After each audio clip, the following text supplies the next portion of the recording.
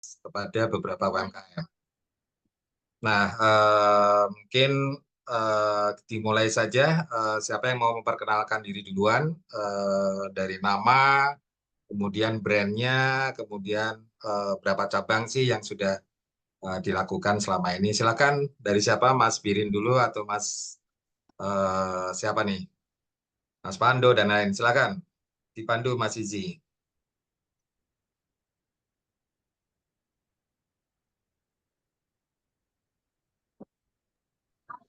Assalamualaikum warahmatullahi wabarakatuh. Ya, waalaikumsalam Mas Birin. Siapa? Ini saya sambil dagang di bazar, nggak apa-apa ya Pak ya? Nggak Dengerin. apa-apa. Ya, alhamdulillah. Lagi bazar di Gor ini. Oke. Assalamualaikum warahmatullahi wabarakatuh. Perkenalkan saya Birin. Saya usahanya pentol gacor. Pentol berbagai aneka seafood. Ada cumi, udang, kepiting gitu. Terus sosis bakar dan yang lain-lain. Nah, Harus. usaha saya ada di Bekasi dan ada 3 outlet yang kita kelola. Oke, harusnya di open cam dong, tunjukin dong produknya mumpung pas jualan nih. Mana nih Pak? Iya, biar seru nih Kang Birin. Iya, biar seru dong. Pas jualan, pas lagi melayani Pentolnya kayak gimana pelanggan. aja nih? Pentolnya Ya, nih. ini kan lagi di record juga, artinya dengan kita ada kelas hari ini, bisa nih tunjukkan produknya. Gimana Mas Sobirin, bisa di open cam atau apa? Ya, mungkin sedang sibuk melayani pelanggan. Lagi nyendok pentol kayaknya. Lanjut yang lain. Silakan Kang Fando mungkin atau Pak Wijaya atau Bu Angel, Natalia. Ini sebenarnya kayak makanan semua nih. Oh enggak. Oh, Pak Kang Fando Ada ini clothing ya. voting. Silakan Bu Angel, dicendolin udah berapa cabang dicendolin ini?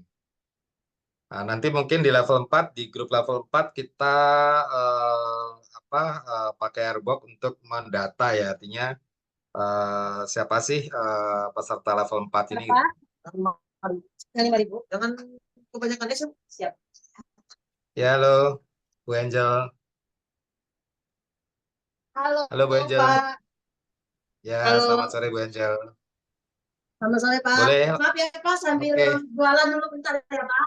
Sambil melayani orang bentar. Ya, di rata-rata minggu ini memang lagi rame-rame jualan nih. Ya, sambil yang lain, mungkin Bu Novi atau siapa? Bu Angel. Nama saya Angel.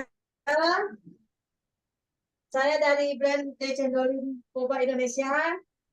Saat ini kita punya 2 brand, Pak. Decendolin itu menaungi 2 brand. Yang pertama Decendolin, yang kedua itu ada Tehlan. Maaf ya Pak, sambil melayani ya Pak ya. Saat ini kita punya cabang ada 8 kalau untuk Decendolin, kalau untuk Tehla ada 2. Yang kita sekolah sendiri itu ada 4, yang lainnya itu udah kita mitrakan. Karena franchise kan harus punya izin kan, kita belum ada izin franchise-nya. Oke, mantap. Bu Angel, memang nanti kita akan bagi 2 ya, memang sudah franchise atau yang modelnya masih kemitraan seperti ini. Oke, lanjut. Ada siapa lagi nih? Ada Pak Yusuf, ada Mbak Novi, ada siapa lagi nih? Semoga saya bisa menemukan para UMKM yang memang menarik untuk diinvest. Lokasi di mana, Bu Angel? Kita berlokasi kalau yang Decendolin ada di Bandung, Kota Bandung, ada di Cimahi, ada di Bandung Barat, dan ada di Bengkulu, Pak. Oke, kebanyakan Bandung ya. Oke, lanjut. Ada di Kota. Ya, lanjut. Siapa lagi berkenalan?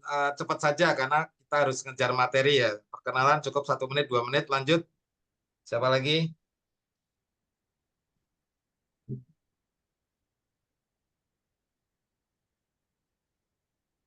Bapak saya matikan itunya ya Pak. Ya, boleh. Makasih Bu Angel. Lanjut yang lain. Oke, Pak Yusuf mungkin boleh. Ya, Pak Yusuf. Yang mumpung lagi on cam, mau memperkenalkan diri dan profil bisnisnya, dipersilakan. Wah, nih Kang Birin nih lagi On action.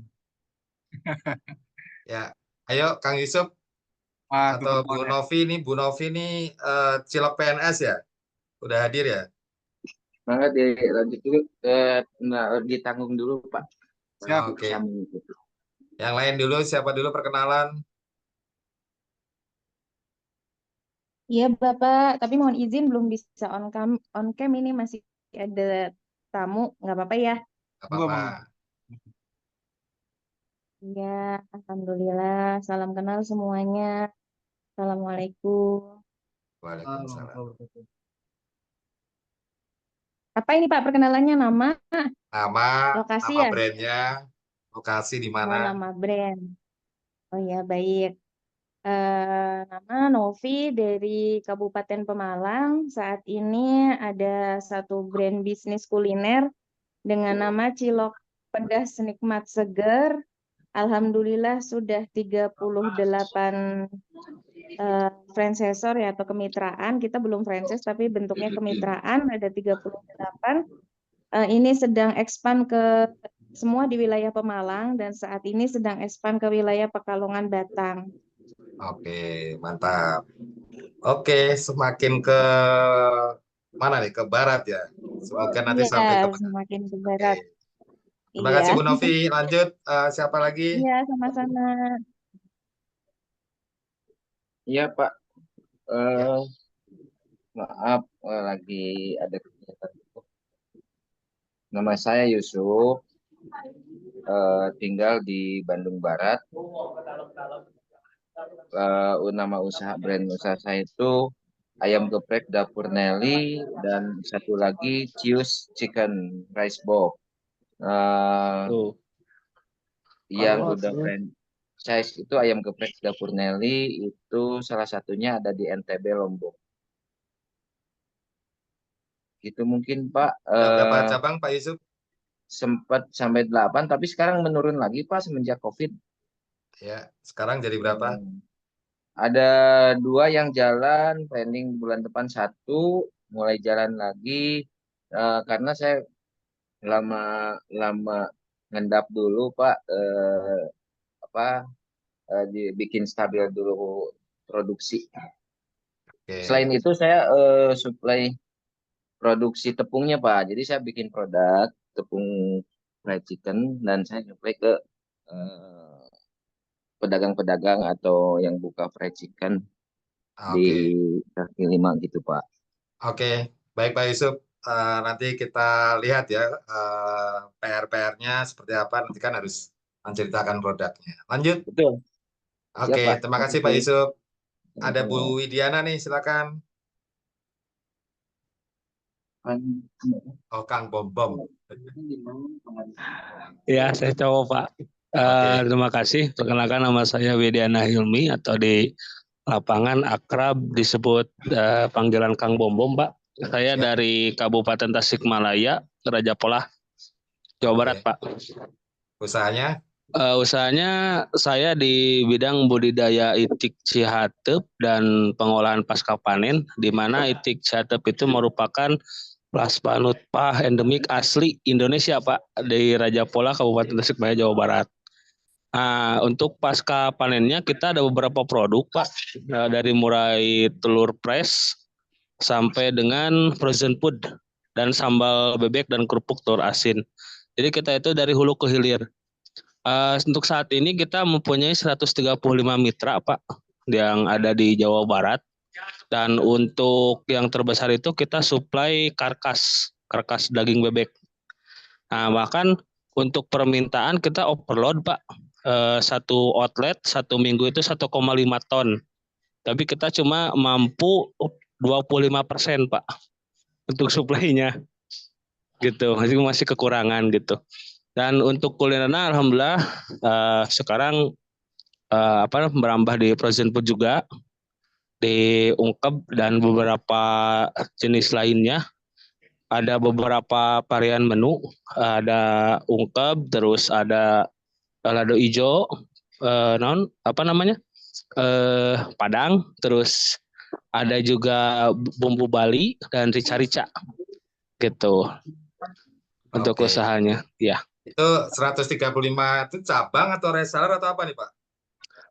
Kita total semuanya itu ada apa namanya reseller juga atau kemitraan karena kita mempunyai apa namanya visi juga dari Kementerian Pertanian untuk regenerasi petani. Jadi kita merekrut anak-anak muda gitu Pak untuk bergelut di bidang pertanian. Karena di bidang pertanian itu sangat menjanjikan Pak. Oke. Gitu untuk pelaku usahanya gitu. Oke. Ya, thank you Kang Bom Bom. Ya, terima kasih Pak. Jadi kalau investor mendengar kata-kata overload Pak, kami overload, itu udah layak invest itu. Ya, terima kasih Pak. Lanjut yang Ya. lain. Mana?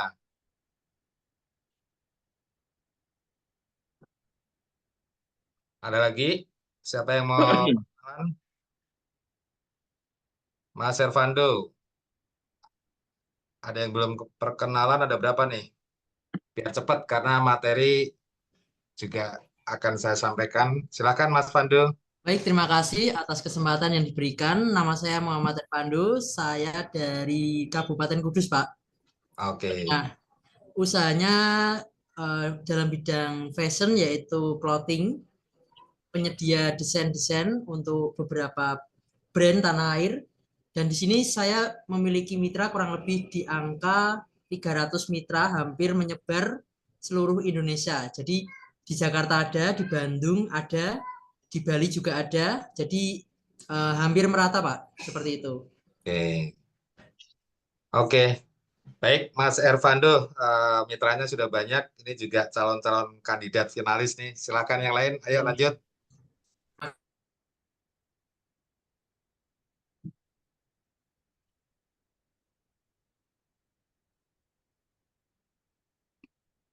Lanjut, siapa lagi? Yang baru masuk mungkin Pak Alvito dari Tokoko Indonesia, boleh? Atau Pak Wijaya, tadi belum juga. Oh, ada ini, Bu Widi ya. Bu Widi atau, Kang Bambang udah tadi. Terus ya tinggal Pak Wijaya, Pak Alvito. Ya, tinggal dua itu. Oh, itu aja. Silakan Pak Alvito, boleh. Dari saya, Pak. Mohon Ya, izin karena di sini gangguan sinyalnya, Pak. Baik. Oke, salam kenal semuanya. Nama saya Vito, saya dari Kabupaten Banyumas. Jadi usaha saya bergerak di bidang komunitas kelapa di Kabupaten Banyumas. Fokus perusahaan, visi misi dari perusahaan saya adalah Zero Waste Company, Pak. Jadi saya memberdayakan petani kelapa yang ada di Banyumas, kemudian membuat produk inovasi dari olahan kelapa. Mulai dari minyak kelapa, kemudian snack kelapa, kemudian ada coklat, ada kopi kelapa, kemudian ada beberapa produk turunan lainnya. Kami di sini sudah mempunyai 100 binaan petani kelapa, Pak. Oke, itu kan 100 binaan petaninya. Kemudian untuk outletnya ada berapa cabang, Mas Alvito? Kalau untuk outlet, kita tidak punya outlet, Pak. Kami lebih main ke retail modern dan supply ya? Ya supply gitu, Pak. Oke, Begitu sih, Pak. Udah tersebar di Pulau Jawa, Bali juga sudah. Masih di Pulau Jawa sama Bali aja sih, Pak, yang sentra oleh-oleh gitu, Pak. Oke, siap. Thank you, Mas Alvito. Usaha kelapanya Pak Koko ya brandnya. Oke, yang lain lanjut, Mas Wijaya. Ya, selamat sore Pak Eri. Salam kenal. Saya dari Blitar, Pak. Jadi peternakan jadi bisnisnya saya ada di bidang peternakan, Pak. Peternakan unggas, bebek dan ayam kampung. Itu yang pertama karena memang Blitar itu kan sentra peternakan terbesar ya Pak di Indonesia. Jadi memang arahnya ke situ. Terus yang kedua kita juga punya usaha food manufaktur, pengolahan pasca panen juga. Terus yang ketiga kita juga punya beberapa resto atau tempat makan yang memang arahnya di di lalapan ya seperti itu Pak. Ya, oke. Terima kasih. Oke, jadi usahanya kuliner ya ini ya, Mas kuliner. Oke, good. Jadi udah berapa cabang Mas Wijaya? Saya kebetulan masih 4 Pak, satunya mengarah ke Bekasi. Oke, Paling siap. jauh. Oke, Jadi perkenalan hari ini cukup. Saya sudah melihat beberapa peserta ini memang cabangnya sudah beberapa dan sebagian juga sudah ngomong kewalahan, overload. Nah, ini adalah tanda-tanda investor tertarik kepada bisnis Anda seperti apa sih? Nah, saya sendiri membuka kelas hari ini yang akan saya share screen sekarang bahwa bagaimana sih investor memandang bisnis kalian, apakah memang sudah layak invest atau tidak? Nah, kali ini ada langkah-langkahnya atau ada frameworknya gitu kan. Nah, langkah pertama itu judulnya adalah proven system dan proven business model. Oke, jadi ada quote yang saya suka itu dari Warren Buffett, investor ya. Jadi kalau memang kita tidak bisa menemukan cara untuk menghasilkan uang saat kita tidur, ya kita akan bekerja sampai mati. Seperti itu ya. Dan sekolah leader adalah sekolah scale up yang saya sendiri sedang mencari cara. Gitu. Alih-alih saya mencari cara dengan saya membuat usaha, saya sendiri ada usaha konsultan jasa dan sedang saya autopilotkan dan beberapa cabang, tetapi saya juga invest kepada UMKM-UMKM. Nah, itulah cara supaya ketika saya invest kepada UMKM, maka investasi saya kan akan menghasilkan duit, akan menghasilkan cuan. Kalau saya invest ke 50 UMKM, 100 UMKM, misalnya satu UMKM menghasilkan cuan untuk saya 1 juta aja misalnya per bulan, nah berarti kan kalau 100 UMKM saya invest bisa jadi 100 juta masuk ke saya ketika saya tidur. Seperti itu ya teman-teman. Nah, cara teman-teman semua untuk membuat duplikasi banyak cabang itu juga merupakan cara untuk ketika kalian tidur itu menghasilkan uang. Jadi selamat saya ucapkan kepada teman-teman yang sudah melampaui fase-fase ini, level 0, 1, 2, 3, dan sekarang adalah fase keempat. Perjuangan kalian pasti nggak sia-sia lah. Oke, jadi saya sendiri sebagai founder dari komunitas Induwira, dari sekolah leader, ini mencoba untuk membagikan kacamata investor. Oke, kacamata investor ada berapa sih kurikulum level 4 ini? Saya bilang ada 5 lah. Jadi saya membuat sekolah wirausaha, membuat sekolah leader, ini menciptakan framework sendiri. Artinya framework sendiri ya karena apa? Misalnya nih saya kembali lagi ke sini. Level 0, saya sudah melalui ini. Level 1, saya sudah melalui ini. Level 2, 3, 4, level 5. Walaupun level 5 ini harusnya kan orang yang kaya banget ya. Kemudian cari amal atau punya yayasan amal. Nah, saya sudah melalui ini juga. Walaupun saya bukan orang-orang kaya banget, tapi saya berani untuk beramal. Saya punya yayasan anak yatim. Ada 2 cabang di Cikarang sama di Bekasi. Nah, sehingga ketika saya mengalami semua ini dengan pahit getirnya menjadi investor, saya tahu cara-cara atau kurikulum atau framework untuk bisa menciptakan leader. Nah, termasuk hari ini saya menciptakan framework untuk bisa investasi kepada kalian, itu ada 5, yaitu saya harus tahu dulu bahwa sistem bisnis kalian, bisnis model kalian itu sudah autopilot, sudah bagus, itu terbukti nggak sih? Nah, buktinya nanti akan seperti apa? Itu nanti saya akan minta, akan saya tuliskan, ditujukan kepada Anda yang mau diinvest. Oke, kemudian langkah kedua ini materinya nanti mungkin next ya, nanti oleh mentor yang lain. Proven profit. Fit itu harusnya pakai V ya, sorry salah. Bahasa Sunda ini jadinya. Proven profit ini, apakah profit Anda itu memang menghasilkan keuntungan setiap bulan? Caranya gimana? Ya, apakah kalian memisahkan rekening profit tersendiri? Seperti saya selalu memisahkan rekening profit saya. Sehingga ketika ada investor, ada eh, leader yang menjadi partner kami itu kita fair-fairan, Mbak. Bulan ini profitnya sekian ya, ini profitnya udah terpisah. Jadi ada rekening profit tersendiri yang kita bisa provenkan atau kita bisa tunjukkan kepada investor bahwa usaha kami ini banyak cabang dan profitable. Oke. Langkah ketiga, ya oke lah kalau kalian sudah proven sistem, proven profit. Nah, sistem kemitraan kalian seperti apa sih? Bagi hasilnya seperti apa sih? Apakah kadang-kadang ada investor yang ini ya, yang menganut sistem syariah ya? Apakah syariah? Apakah tidak?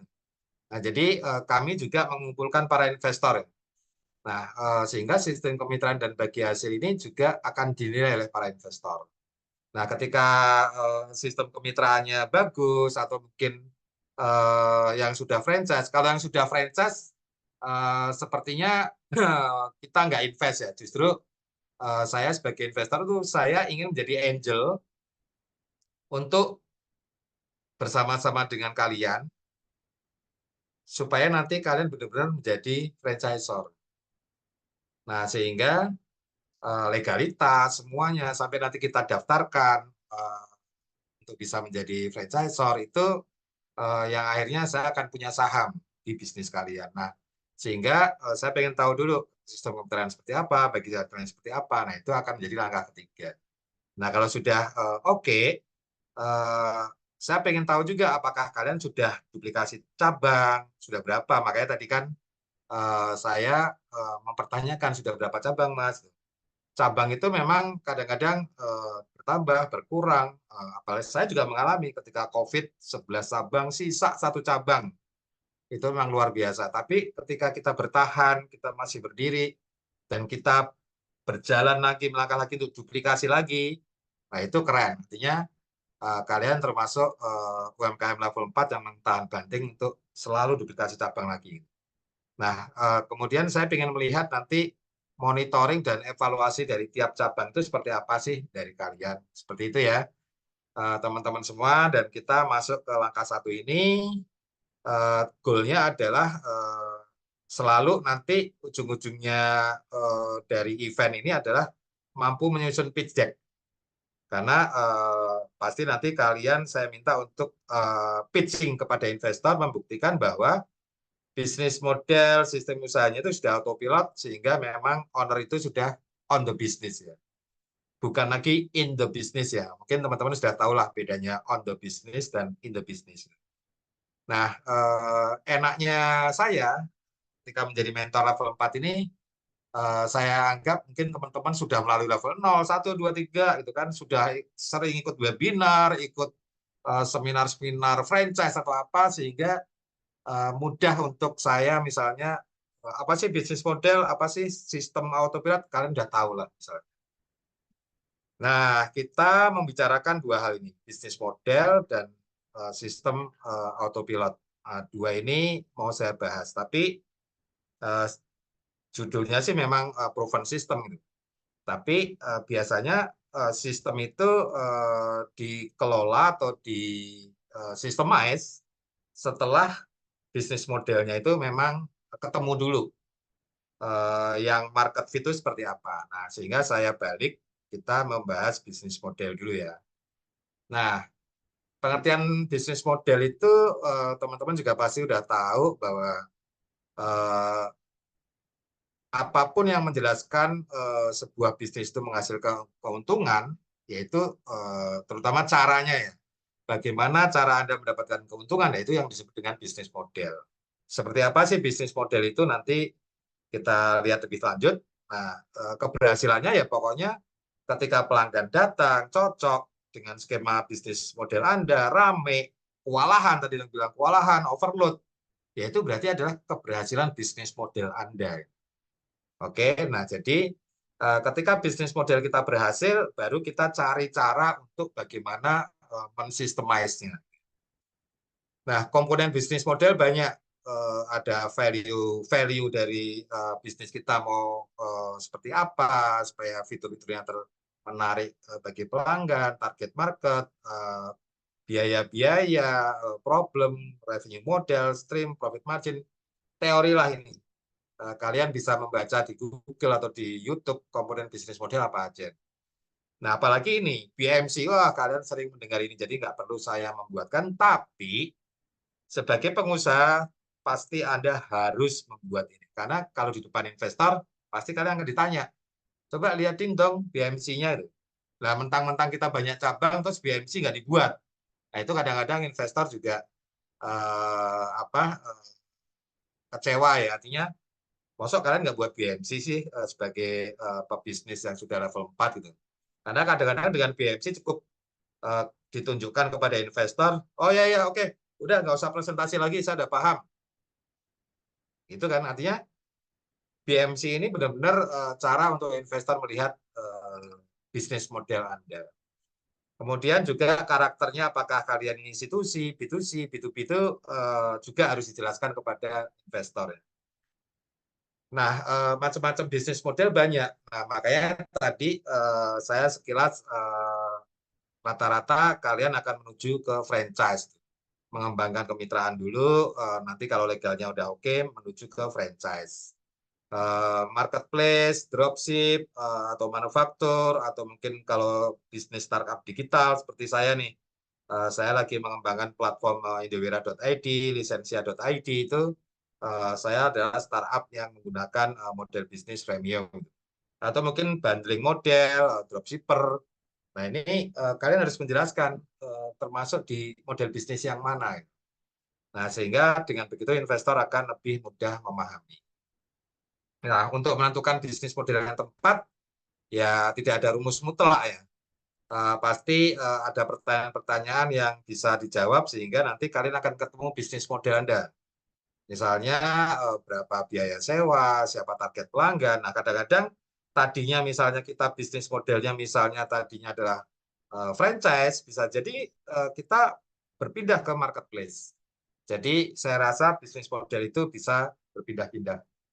Seperti tadinya saya adalah on demand, software untuk on demand, akhirnya saya berubah ke software as a service. Gitu.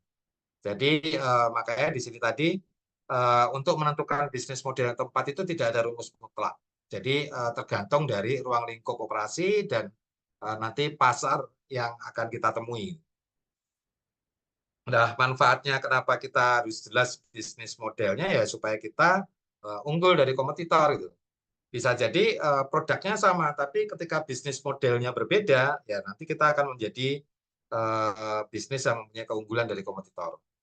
Manajemen keuangannya pasti teratur dan pasti menarik perhatian investor. Wah, unik nih bisnis modelnya.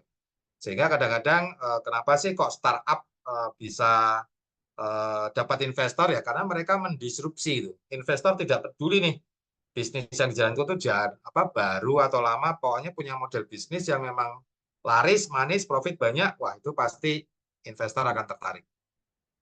Nah, cara membuktikannya ya kita harus tunjukkan sumber daya kita atas segala yang tadi misalnya teori-teori BMC, kemudian apapun, ini ditunjukkan bahwa misalnya nih customer segment atau apa, mana database pelanggan Anda? Apa USP atau uniknya produk Anda? Ada website nggak? Ini ada channel link, ada key activities. Ini kan bisnis canvas yang harus kita tuangkan fisiknya atau kita perlihatkan sumber dayanya. Websitenya ada nggak? Medsosnya ada nggak? Nomor WA bisnisnya, laporan keuangan, legalitas, tim. Nah ini dirangkum dalam sebuah pitch deck. Oke, dan tentunya ini akan menjadi satu presentasi awal lah kepada investor bahwa saya sudah membuktikan bisnis model saya bagus dan menghasilkan cuan.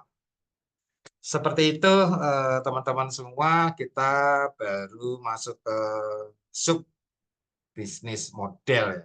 Jadi saya sebagai investor nanti kalian kan ngerjain PR nih. Nanti akan saya lihat dulu, oh bisnis modelnya Mas Sobirin, Pentol Gacor seperti ini, Mbak Angel seperti ini. Itu akan saya lihat dulu. Dan percayalah ketika kalian bisa menunjukkan sumber daya dari apa yang kalian punya ke dalam sebuah rangkuman pitch deck, ya investor mungkin nggak akan bertanya-tanya lagi. Dia cukup mengkepoin usaha Anda, dia akan bisa mengukur. Dan bisnis model itu juga bagi investor akan dilihat apakah ini bisa scale up atau cuman lokal saja, cuman di Bandung aja, di Jawa Barat aja, karena mungkin di tempat lain nggak laku. Nah, itu akan menjadi penilaian buat investor. Ada pertanyaan teman-teman sampai di sini dulu tentang bisnis model? Oke, rekan-rekan semuanya ya, sudah kita simak bersama materi pada kesempatan sore hari ini luar biasa sekali. Pastinya mungkin rekan-rekan punya pertanyaan nih terkait Ini materi. masih sub 1 ya bisnis model, belum yang proven sistemnya. Oh ya, mungkin masih butuh pertanyaan nih dari yang materi sesi pertama. Dipersilakan ya, jangan segan teman-teman mungkin mau raise hand atau kasih komentar. Ya. Dipersilakan kalau mau bertanya. Atau Ya. sudah jelas nih dan kita bisa lanjut ke sesi berikutnya. Ya, Boleh biasanya teman-teman sudah jelas biasanya. Tinggal PR-nya itu membuktikan aja sebenarnya. Makanya kan materi ini membuktikan, proven. Itu aja sih. Oke, kita lanjut lagi ya. Ya, lanjut, Coach. Oke. Nah, kalau kita sudah memprovenkan bisnis model, nah investor itu juga akan menanyakan apakah sistem autopilotnya itu proven juga nggak? Oke, bisnis yang misalnya kalian tidak memantau atau mengawasi secara terus-menerus, ditinggalin, mungkin ditengok cuma seminggu sekali, bahkan sebulan sekali, itu jalan nggak? Itu membuktikan bahwa owner on the business ya, di luar ya, atau dia kalau ini kan kelihatan nih, on the business itu menunggangin apa, tidak di dalam bisnisnya. Gitu. Nah ini pengertian sistem autopilot. Nah tentunya ketika Bapak Ibu teman-teman semua diundang ke acara mana misalnya seminggu itu bisnisnya cukup lewat telepon, cukup lewat WA, tetap jalan, nah itu keren. Artinya itu sudah membuktikan bahwa sistem bisnis Anda udah autopilot. Ya itu tadi ciri khas keberhasilannya ya owner jalan-jalan, bisnisnya jalan. Nah, autopilot itu di level 3 itu dibahas lebih detail ya. Tadi di level 3 itu membahas tentang vision dulu dan mimpi tim. Nah, di kami kita punya kurikulum untuk autopilot itu ada 6 langkah. Makanya di level 3 itu mentornya ada 6 tuh. Bagaimana kita preparing autopilot dan bagaimana kita making autopilot. Jadi ada 4+2. Nah, 4+2 itu yang pertama itu adalah visi dan mimpi tim.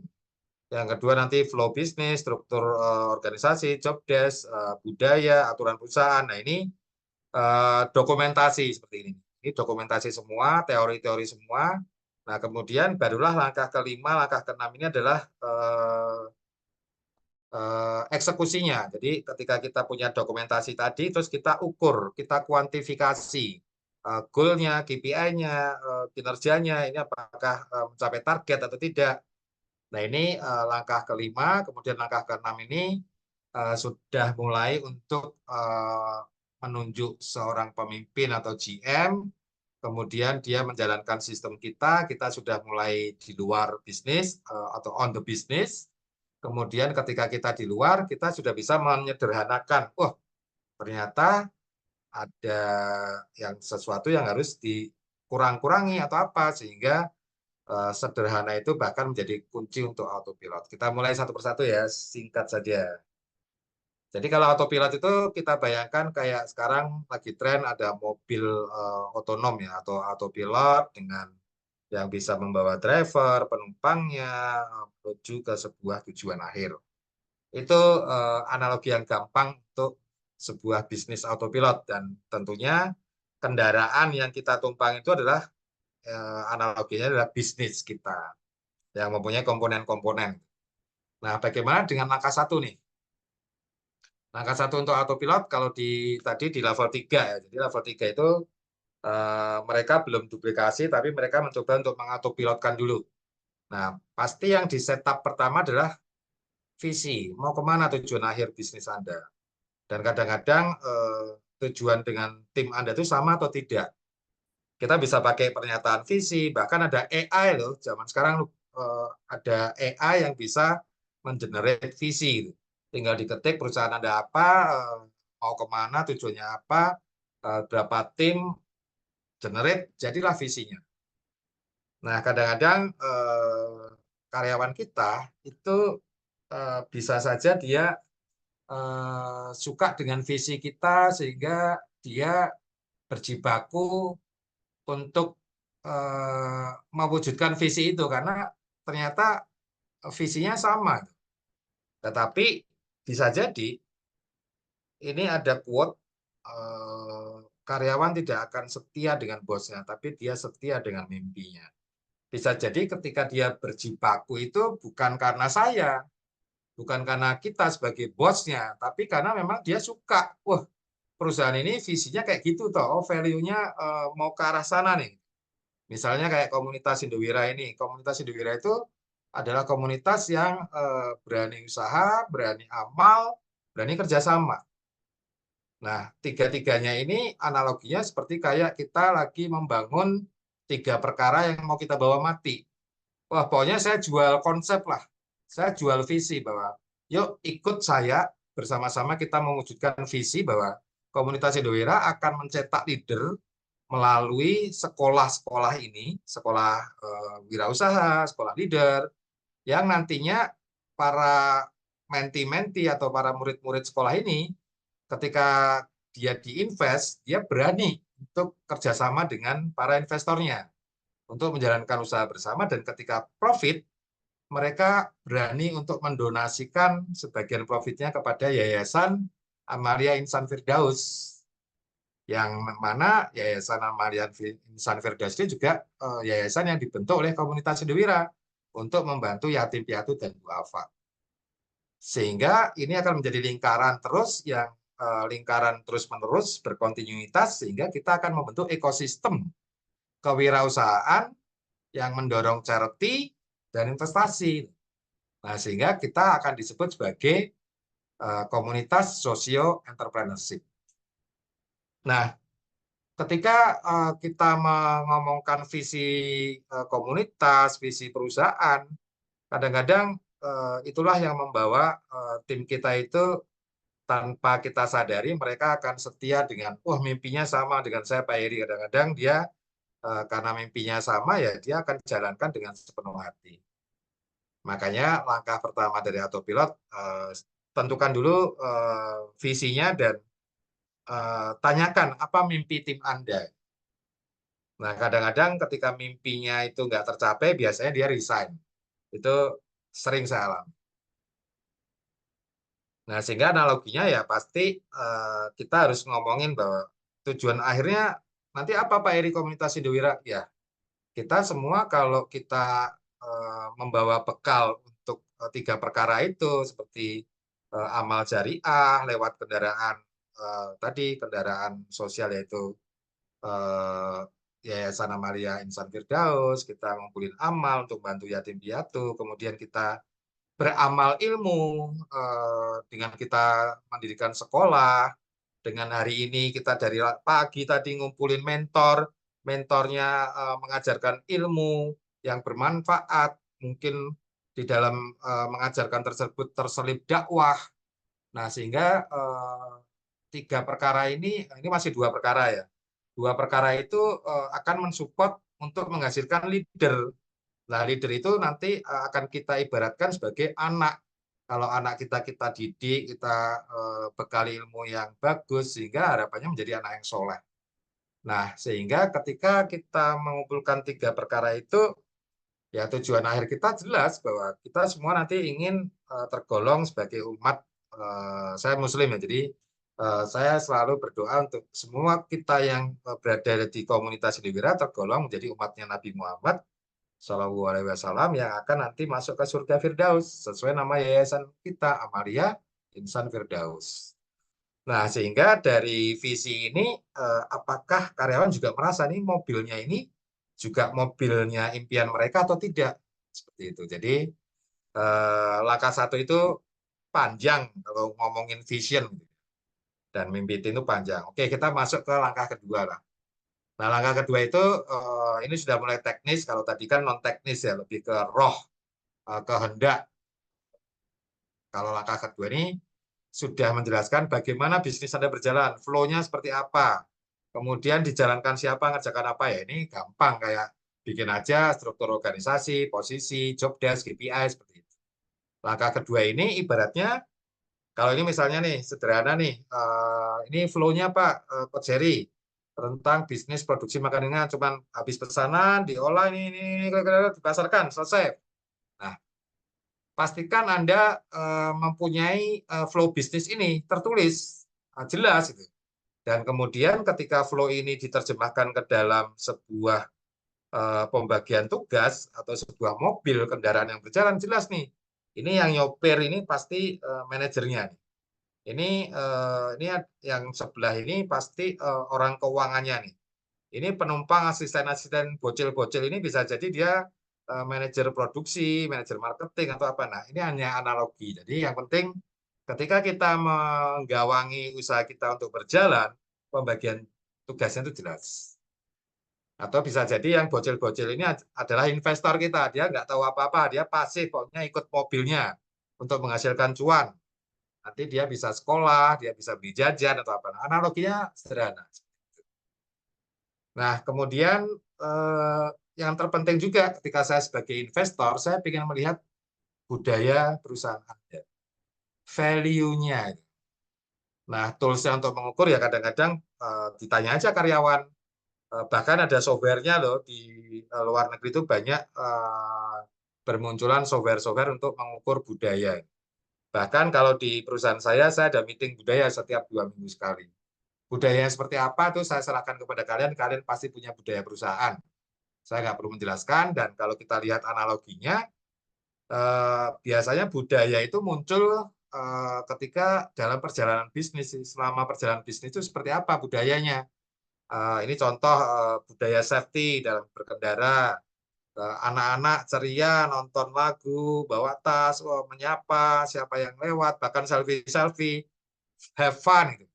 Bahkan ini mendidik juga budayanya untuk saling memberi, tidak pelit, bahkan menjaga kebersihan mobilnya. Wah, pokoknya ini adalah budaya atau value perusahaan yang perlu Anda tunjukkan kepada investor. Tunjukkan foto-fotonya, tunjukkan suasananya. Nah, ini untuk menunjukkan proven budaya ini juga gampang-gampang susah ya, karena ini tidak bisa dinilai dengan di atas kertas, gitu, tapi dengan mungkin video atau apa, gitu. Seperti itu. Dan yang keempat, pasti sebuah bisnis autopilot itu provennya itu dengan kalian ada aturan perusahaan, ada SOP. Karena suatu saat karyawan kalian akan menjadi banyak, dan hak dan kewajibannya akan seperti apa, diaturnya.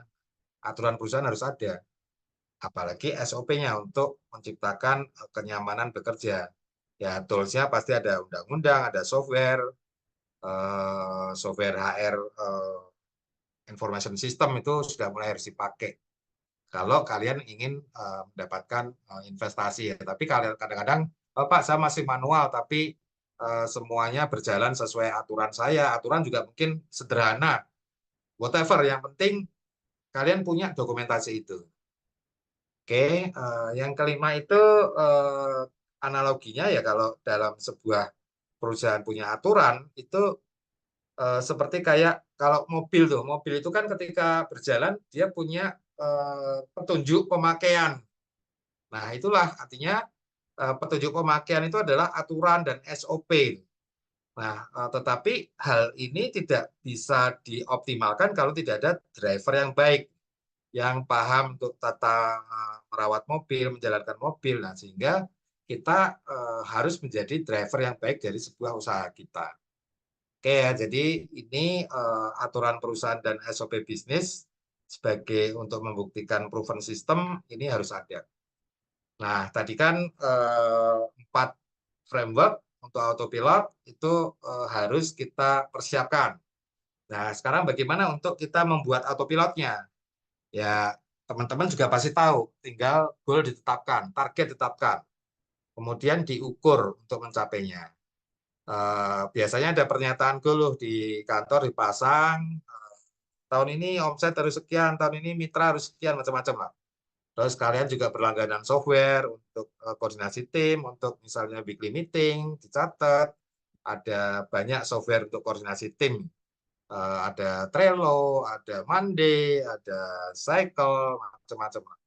Nah, ini sudah mulai mempraktekkan atau mengukur dari apa yang ingin kita capai. Nah, analoginya ya, kalau kita kayak balapan mobil, itu pasti ada stopwatch nih. Ketika start, kita modal berapa, omset berapa, profit berapa. Nanti per quarter atau per lap, kita akan evaluasi. Nah, seperti itu. Jadi, lama-lama nanti si owner tinggal tanya manajernya, gimana nih quarter pertama, untung berapa?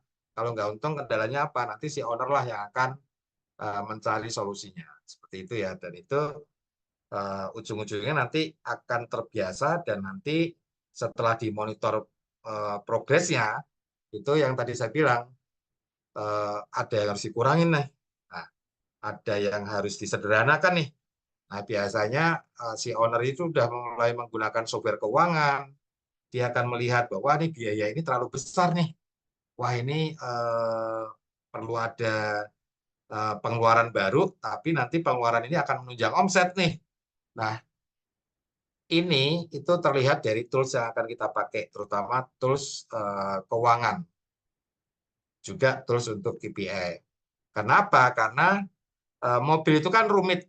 Bayangin di dalamnya ada kabel, ada mesin, tapi ketika kita nyopir, dashboardnya simple kan, sederhana kan, cuma ada kecepatan, RPM, AC, musik atau apa, mungkin belok kanan, sen, wiper, dibikin simple.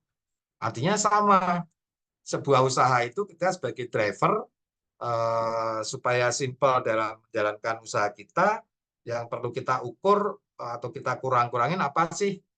Nah, bahkan mungkin suatu saat mobil itu akan otonom seperti zaman sekarang, hanya sebuah layar, sehingga semuanya akan dalam satu layar ini, semua tombol simple, disentuh, semuanya akan jalan. Seperti itu teman-teman semua, 6 langkah untuk analogi dan membuktikan proven system, sehingga manfaatnya ya pasti kalau kita bisa memprovenkan sistem itu, pasti kita leader-leader baru akan terbentuk nih. Kemudian owner menjadi on the business dan owner akan fokus untuk duplikasi bisnis. Itulah manfaat kalau kita autopilot. Cara membuktikannya sama, kita harus menunjukkan kepada investor kita punya visi, punya value yang kuat, punya mentor bahkan, punya budaya perusahaan, punya aturan, punya SOP, dirangkum dalam sebuah pitch deck. Maka itu saya simpulkan bahwa kadang-kadang sukses itu bukan karena berapa cabang, kemudian apa bisnisnya, apa produknya, tapi lebih kepada bagaimana. Kadang-kadang kita melihat bagaimana sih Pak, kok bisa punya usaha yang orang-orang ketika ikut menjadi mitra Bapak kok happy banget. Bagaimana sih Pak? Kok bisa selamat dari COVID? Bagaimana sih Pak? Nah, kadang-kadang pertanyaan bagaimana ini sering diungkapkan oleh investor ya. Dan sukses itu juga kadang-kadang bagaimana untuk simplify. Pak, kok bisa simple banget sih usahanya? Cuman jualan cilok aja kok bisa ratusan cabang. Kadang-kadang seperti itu. Nah, sehingga investor ingin memastikan adanya dokumentasi sistem dan bukti itu secara tertulis, walaupun nanti kadang-kadang itu dibacanya nanti belakangan, tapi yang penting siapkan dulu, investor pengen tahu. Seperti itu, Bapak Ibu semua, dan nanti PR-PR-nya akan kita jelaskan setelah diskusi. Jadi PR belum saya showing, kita diskusi dulu, tapi biasanya teman-teman sudah tahu, tinggal siapa saya kerjakan PR. Silakan Mas Isi.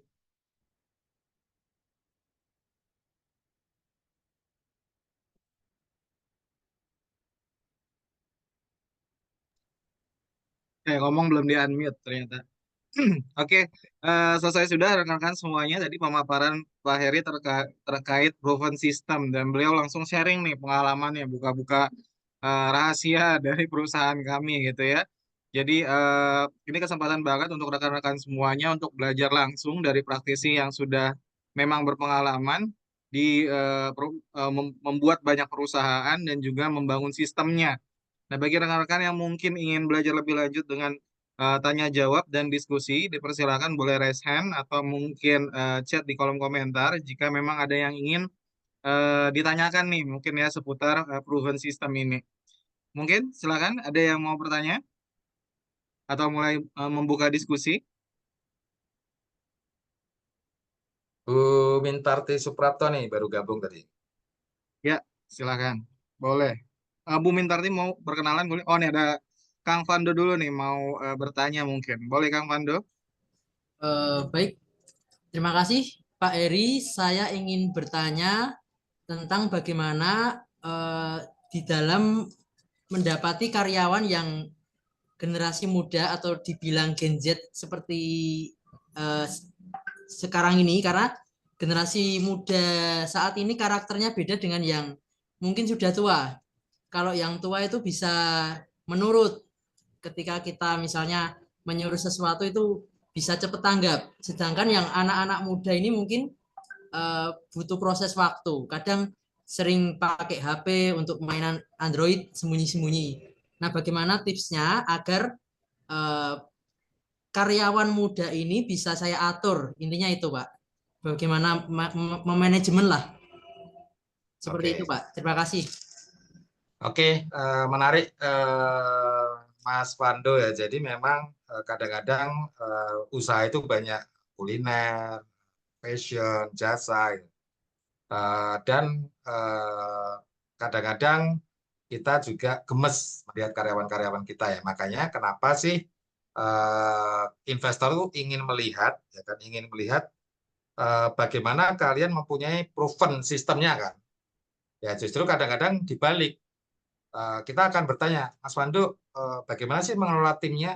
Struktur organisasinya seperti apa sih? Timnya seperti apa sih? SOP-nya seperti apa sih? Kemudian indikator KPI-nya supaya anak-anak muda Gen Z itu bisa mencapai KPI seperti apa sih? Nah, justru nanti ketika kalian berhadapan dengan investor, itu kalian bisa dengan cerdas menjelaskan hal itu ya. Oke. Artinya hal-hal seperti ini saya coaching atau saya mentoring atau mungkin kita saling berbagi dengan pengalaman masing-masing sehingga nanti ketika berhadapan dengan investor itu kalian bisa menjawab dengan baik. Bahkan problem itu tidak ada di bisnis kalian. Karena nanti kalau problem itu ada di bisnis kalian bisa-bisa investor nggak jadi invest karena kalian mempunyai problem tersebut yang belum solving. Seperti itu ya. Nah, oke, tips yang pertama adalah ketika kita menyusun struktur organisasi, pasti ada pucuk pimpinan kan. Nah, pucuk pimpinan itu dipilih orang-orang yang memang bisa kita atur. Biasanya pucuk pimpinan pasti generasi tua. Oke. Nah, generasi tua kadang-kadang dia nurut tapi gaptek. Kadang-kadang seperti itu. Atau dia nurut tapi nggak lincah. Atau mungkin dia nggak paham dengan market kondisi sekarang yang ternyata bisa digital marketing dengan luar biasa. Nah, sehingga kadang-kadang saya memilih pucuk pimpinan itu adalah yang sudah tua karena memang melihat sinergi. Tapi ketika untuk yang produksi, marketing, saya taruh yang generasi muda juga. Nah, bagaimana generasi muda untuk bisa mereka membuat mereka juga kerjanya walaupun pakai HP apa, saya meletakkan seperti tadi, selalu ketika generasi muda itu rekrutmen dengan saya tanya mimpinya. Halo Dek, kenapa kok ngelamar ke usaha saya? Saya ini masih, saya pahit-pahitin deh. Saya masih, usahanya masih jelek, masih belum sukses, tapi kok adik berani melamar usaha saya. Nah, pasti dia akan bluffing atau apa, dan yang saya tembak adalah memang mimpinya apa sih? Ketika saya tanyakan mimpinya, makanya tadi kan saya ingin tahu langkah pertama itu kan harus visi dan mimpi karyawan harus jalan kan.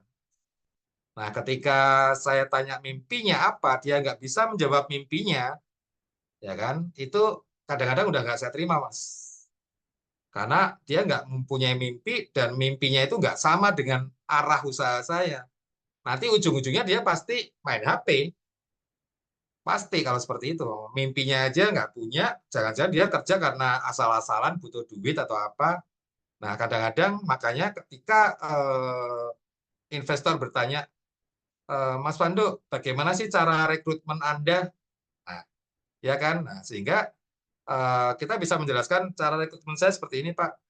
Saya pernah diajarin Pak Heri untuk merekrut orang dengan bertanya mimpinya. Saya nggak peduli dia S1, S2, bahkan SMK. Bahkan saya punya direktur yang saya dapatkan dari OLX yang cuma lulusan SMA, yang gajinya bisa mengalahkan S1. Bayangin. Yaitu karena saya tanya mimpinya apa. Wah, saya pengen jadi kayak Pak Heri. Mimpinya langsung melugas. Nah, kalau sudah jadi kayak apa, kayak saya akan seperti apa?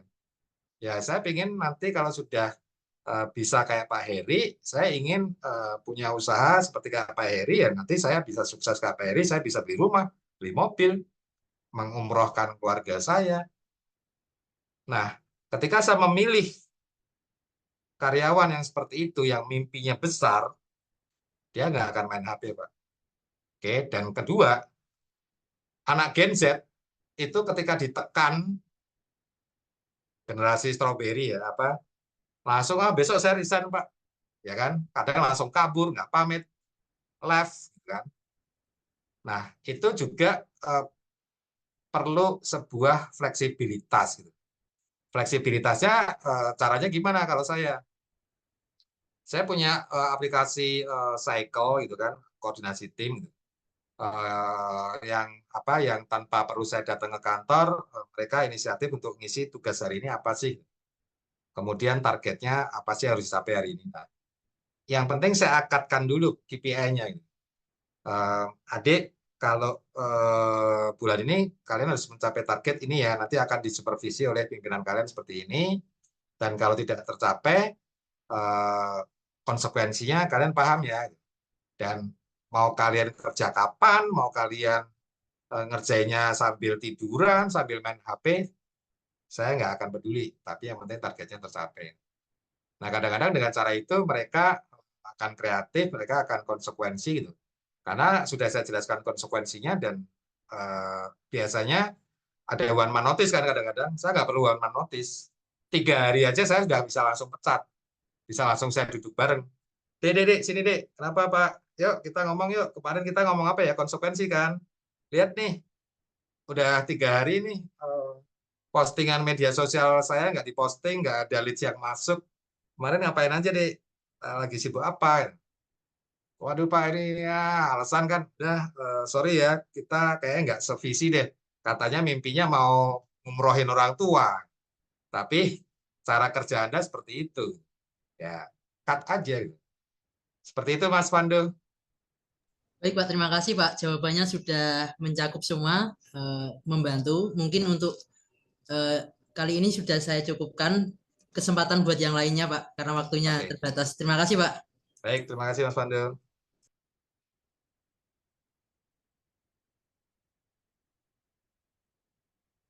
Oke, silakan. Mungkin selain Mas Pandu, ada lagi yang ingin bertanya? Saya Pak, Mas. Ya, silakan Mas Alvito. Ya, saya mau bertanya kepada Pak Heri. Menurut Pak Heri, apa sih tren yang dilihat investor dalam waktu dekat ini atau dalam sebuah bisnis itu, investor itu melihat bisnis itu apakah hanya profit oriented atau dari perusahaan itu mempunyai visi misi yang misalnya kayak sosial lingkungan atau gimana gitu. Menurut Pak Heri sendiri, tren dari investor ngelirik banyak bisnis itu dalam aspek apa gitu Pak Heri? Ya oke, pertanyaan bagus. Investor itu juga akan terdiri dari beberapa level. Investor mungkin level C, level B, level A gitu. Nah, saya ini masih di level C, Mas. Level C itu yang saya cari ya usaha-usaha yang cuan buat saya, profit. Mau dia, tapi tetap usahanya yang halal. Artinya tidak usaha yang nggak halal terus diinvest itu. Itu level saya. Artinya saya harus mencari nih di teman-teman ini yang cuan mana. Selain yang cuan, saya juga mencari apa yang bisa membangun ekosistem bisnis saya dari hulu ke hilir. Investor itu kayak CSR lah. CSR itu kan atau apapun yang dia keluar uang, dia invest uang, buat gua apa timbal baliknya. Oh, padahal dia sudah level yang sosial loh, mengeluarkan dana untuk sosial. Tapi selalu ketika saya sendiri mengalami untuk proposal CSR, ngajukan, kita jelasin, dia nanyain, Pak Eri, terus timbal balik buat kita apa? Ya, katanya CSR, tapi masih minta timbal balik kan. Nah, di saya pengen invest dan kemudian membangun ekosistem yang saat ini saya butuhkan adalah satu konsultan HRD. Saya belum punya. Saya masih in-house, saya bangun sendiri, saya HRD sendiri. Sehingga saya tidak mampu melayani kalau ada teman-teman yang butuh HR.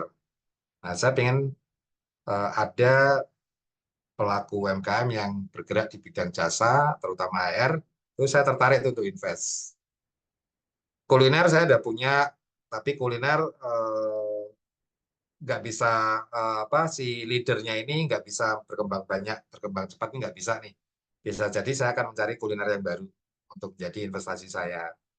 Kemudian fashion saya juga pengen punya fashion kan kadang-kadang baju kita pengen ganti-ganti ya bolehlah saya beli baju di usaha saya sendiri gitu kan. Jadi investasi saya atau investasi investor itu lebih kepada circle-nya dia sendiri biasanya. Kebutuhan investor apa sih? Dia hobi makan.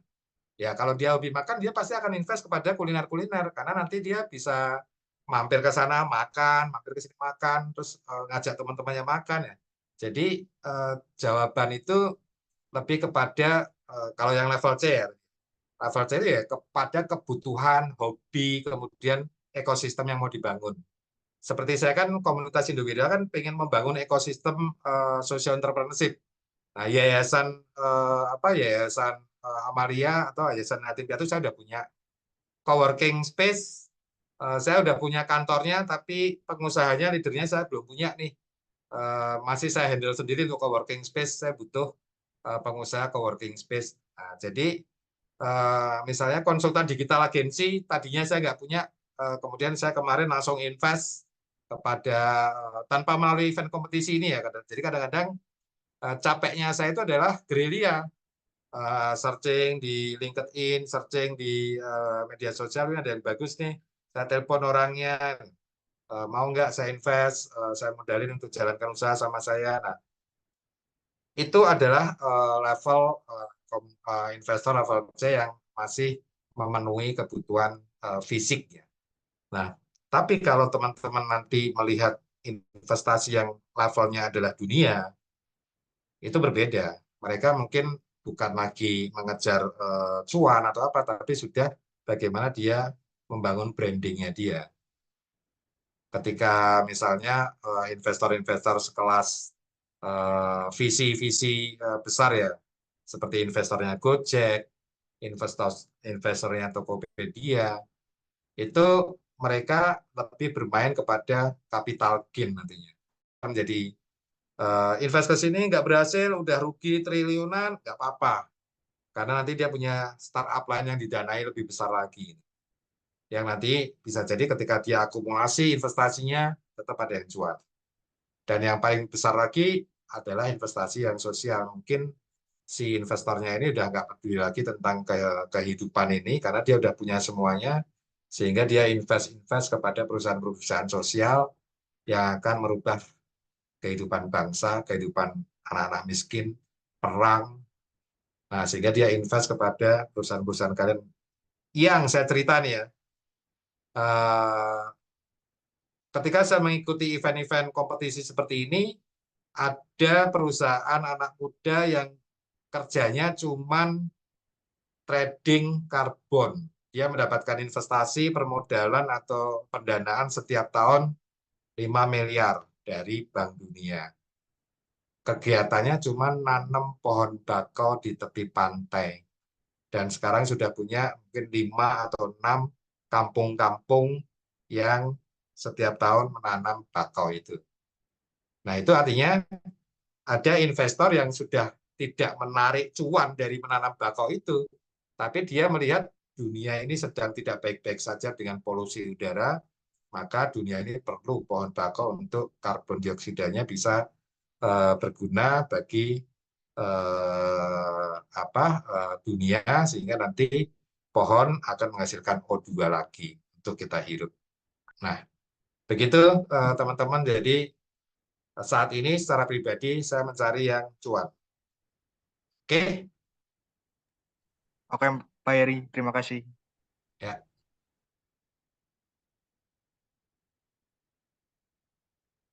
Ada lagi?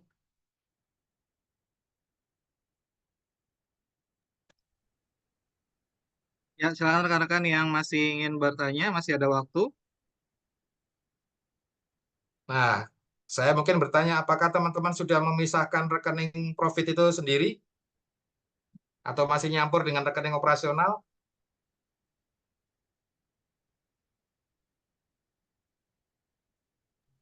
Sudah terpisah, Sudah, Pak Pak. Heri.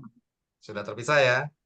Ya, Oke. Pak, paling saya mau tanya di luar, bukan tema ini sih.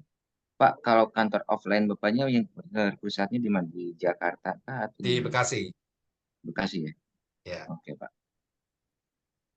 Nah, kita juga nanti misalnya bulan kedua nanti kita bisa offline, tapi saya harus ngumpulin peserta yang di Bekasi ya. Dan teman-teman kan juga mungkin banyak kan di Bandung, karena Jawa Barat kan kita kerjasama sama Kagama ya, keluarga alumni Gajah Mada, yang Jawa Barat kan ibu kotanya Bandung, jadi saya kerjasama ke mereka. Saya warga Bekasi, jadi saya Kagama Bekasi. Nah, kantor saya di Bekasi, bentuknya ruko 3 lantai ya, 3 perkarata di lantai 1, lantai 2, lantai 3, analoginya seperti itu.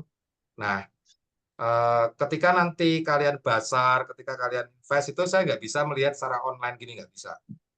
Nanti yang saya pilih untuk menjadi 10 finalis itu yang benar-benar saya harus melihat mata kepala sendiri dengan kalian ikut basar. Seperti itu. Nah, sehingga bisnis itu nggak bisa dengan perasaan ya. Bisnis itu benar-benar dengan logika, dengan mata, dengan telinga, dengan semuanya untuk melihat data. Nah, perasaan itu saya gunakan untuk melihat value. Nah, dulu saya sempat kebalik. Saya merasa kasihan sehingga saya invest. Salah, bodoh zaman-zaman dulu 6 tahunnya atau 5 tahun. Wah, kasihan ini, tapi dia punya potensi nih. Begitu kasihan saya kasih duit 10 juta, bikin gerobak 2, gerobaknya dijual. Oke, begitu Pak Yusuf. Pak, mudah-mudahan segera ada di Bandung. Di Bandung ya. Boleh nanti kalau Kagama juga bisa membuka kantor Indowira di sana, bisa jadi kita sering-sering offline di sana. Atau teman-teman yang pengen menjadi partner dari Indowira, Indowira ini kan komunitas ya. Kita komunitas yang bentuknya perkumpulan. Nah, perkumpulan itu siapa saja sih membernya? Ya, membernya orang-orang yang memang berani usaha, berani amal, berani kerjasama. Udah 3 itu membernya. Saya nggak muluk-muluk. Membernya apakah pengusaha yang sukses, Pak? Enggak. Saya cuma pengusaha ini. Nah, terutama yang berani amal. Kadang-kadang harus nunggu kaya nih, Pak, supaya berani amal. Enggak juga, saya belum kaya, tapi saya udah berani bikin yayasan yatim piatu. Nah, jadi dengan 3 keberanian ini, kalau teman-teman punya cabang di Bogor, di Surabaya, di Bandung, Pak, saya mau dong kantor saya ini jadikan kantornya Sekretariat Komunitas Indowira, terus kita bikin event ini setiap tahun, kita investasi. Nah, seperti itu dibolehkan, Pak. Jadi nanti kita bisa sering-sering kopdar, karena ternyata di Indonesia ini banyak sekali inkubator, akselerator yang mengadakan event-event serupa kita. Dan mungkin teman-teman ketika mengikuti event yang lain, misalnya sebelum ikut Wiragama Investa ini ya, apakah teman-teman merasa ini tuh satu paket gitu? bahwa kita sekolahin dulu nih 2 bulan. Sekolah nanti kita pilih nih. Wah ini kayaknya enggak nih. Wah ini enggak nih. Terus kemudian yang terpilih ikut basar nih. Sehingga saya bisa tahu fisiknya. Setelah ikut basar, saya pilih lagi, oh udah masuk akselerator nih 10. Oke deh, ini kayaknya siap tuh dijurikan. Dan saya juga uh, nggak main-main ketika mengajukan UMKM yang layak invest kepada Mas Ganjar Pranowo. Nanti, Her, sini, kamu bawain UMKM ecek-ecek ini belum layak invest, saya juri, saya bisa malu. Nah makanya waktunya kan panjang nih, September, Oktober, November, Desember baru dijuriin. Nah makanya kenapa saya berada di level 4, karena saya sebagai investor juga, saya harus memilih-milih dari sekarang kenalan dengan kalian semua nih. Bisa jadi tahun ini belum kita invest, tapi tahun berikutnya bisa jadi invest. Bisa jadi saya nggak invest tahun ini karena saya jauh.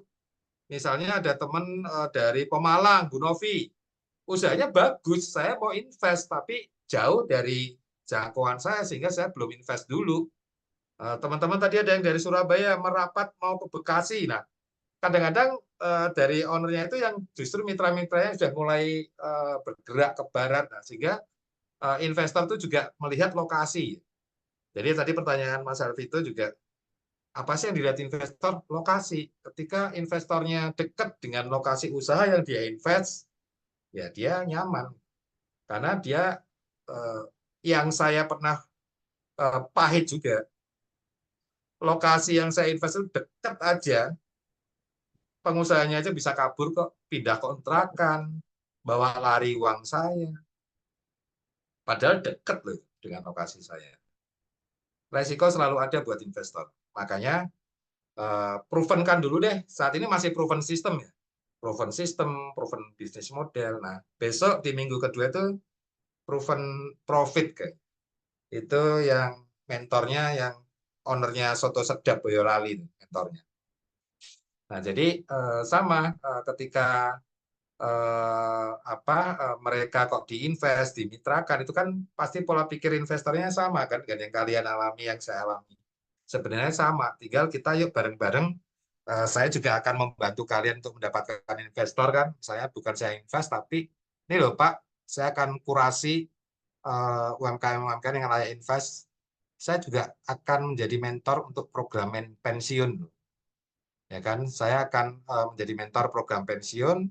Saya misalnya ke Astra, ke PLN, ke mana-mana untuk memaparkan program pensiun. Persiapannya itu bisa 3 tahun, 5 tahun.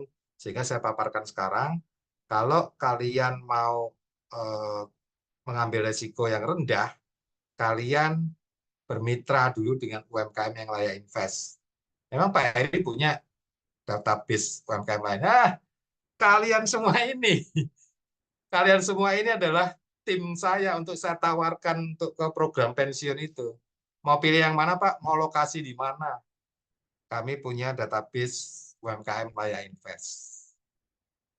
Seperti itu cara saya mengelola ekosistem wirausaha, dan tentunya ketika saya invest nanti pasti saya akan menitip pesan lagi, Pak, kalau seandainya Bapak invest, Bapak usaha, Bapak mau nggak untuk berani amal? Oh, berani amal. Oh, gimana? Kadang-kadang disitulah letak dakwah saya. 3 perkara loh Pak yang dibawa mati. Keluar deh kalau tapi kan kadang-kadang orang nggak pikiran ke situ kan. Pokoknya cuan. Nah, sehingga komunitas kami itu membangun 3 perkara itu, ya mau nggak mau harus saya sampaikan. Kadang-kadang pahitnya, wah Bapak ternyata nggak mau amal, lebih baik saya nggak terima investor yang nggak gitu Pak. Mindsetnya ternyata Bapak mindset dunia banget, nggak balance antara dunia dan akhirat. Ya kadang-kadang saya yang reject investornya. Seperti itu teman-teman.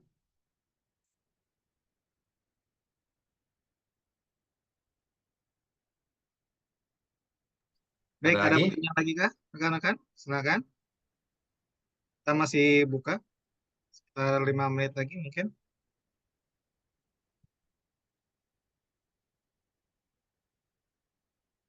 Nanti saya akan selalu ada ketika besok ada mentor langkah kedua, saya juga akan ikut nyimak kok. Ya, mungkin cukup Pak Heri. Dari Pak Heri mungkin ada closing statement.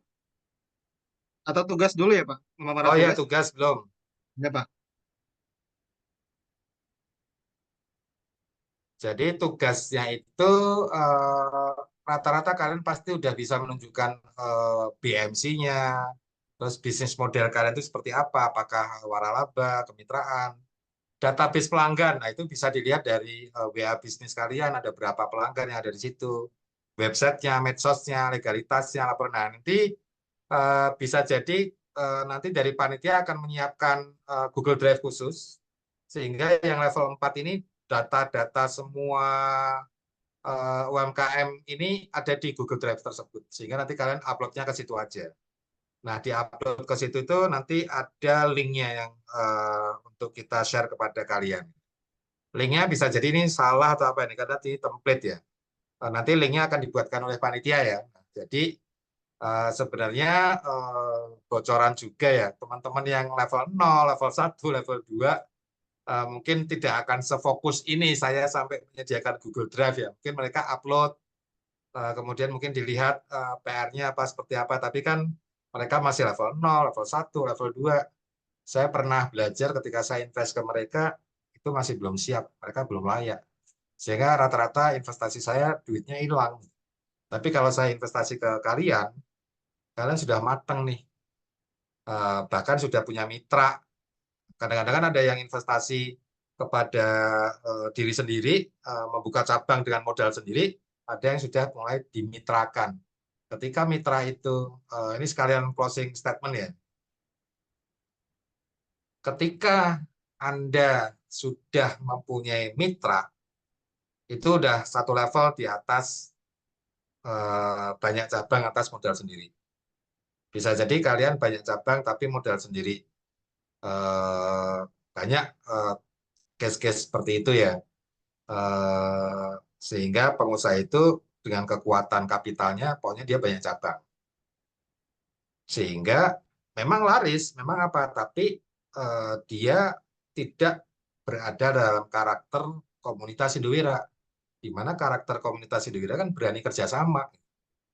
Nah, sehingga saya akan respect kepada kalian yang sudah banyak cabang dan itu mitra kalian yang percaya kepada Anda untuk kerjasama dengan Anda. Oke, saya akan lebih respect dengan kalian yang sudah bermitra seperti itu. Dan ketika kalian sudah membuktikan hari ini bahwa bisnis model Anda cocok, sistem autopilot Anda sudah berjalan dan memang ini Anda sudah on the business, tidak in the business, itu pasti dari 6 langkah itu berapa persen ya? Misalnya 20% ya. 20% hati investor sudah tertaut kepada Anda. Nanti langkah kedua besok naik 40%, naik sampai nanti 100%, memang kalian ada dalam sebuah wadah yang UMKM layak invest, yang berada di dalam komunitas Indowira, saya bisa bantu pasarkan bisnis Anda untuk berduplikasi, diinvest ke seluruh Indonesia, bahkan dunia. Demikian Mas Sisi, demikian teman-teman semua.